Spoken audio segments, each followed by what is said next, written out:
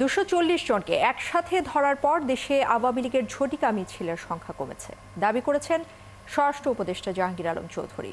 বুধবার তিনি বলেন, সবাই ইলেকশন মোডে চলে আসলে আইন শৃঙ্খলা পরিস্থিতির আরও উন্নতি হবে। তবে দলগুলোর নমিনেশনের সময় একটু সমস্যা হয় উল্লেখ করে তিনি সবার সহযোগিতাও চেয়েছেন।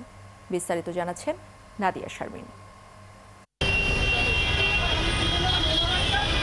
অনেকদিন ধরে যানবাহন সংকটে ভুগছে পুলিশ।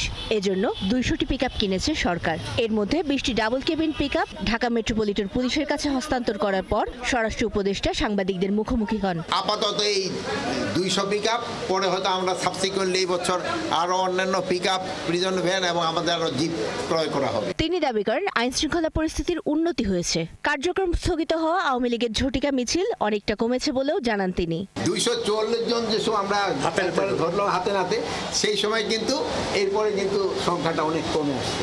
তা আপনাদের এরকম ভাবে যদি আপনারা সাহায্য এবং সহযোগিতা করেন, এগুলি আরো কমে যাবে। এক সময় দেখবেন আস্তে আস্তে এলিমিনেট হয়ে যাবে। আইন শৃঙ্খলা বাহিনীর উপর এখনো কিছু হামলা হলেও তা আগের চেয়ে কমেছে বলে দাবি তার। সংখ্যা আগের থেকে কিন্তু একটু কমছে, বাট রিসেন্টলি কয়েকদিন আগে যেমন নরসিংদীতে আমাদের এক পুলিশের একটা এই ঘটনা ঘটছে, বাট এইটাও কিন্তু কমে আসছে।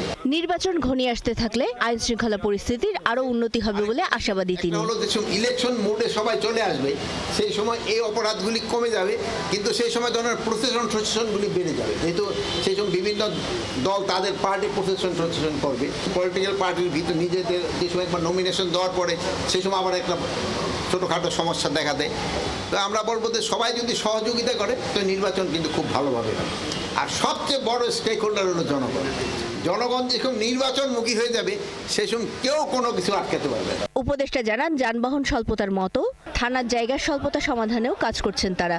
50টা থানার ভিতরে 25টা থানায় ভাড়া, ওর ভিতরে 5টা থানা আমরা এই কিছুদিন আগে একটা আনুষ্ঠানিকভাবে ভিত্তিপ্রস্তর স্থাপন করা হয়েছে। আরো 2টা থানা হয়তো আমরা খুব তাড়াতাড়ি করতে পারবো। নাদিয়া শারমিন, 71, ঢাকা।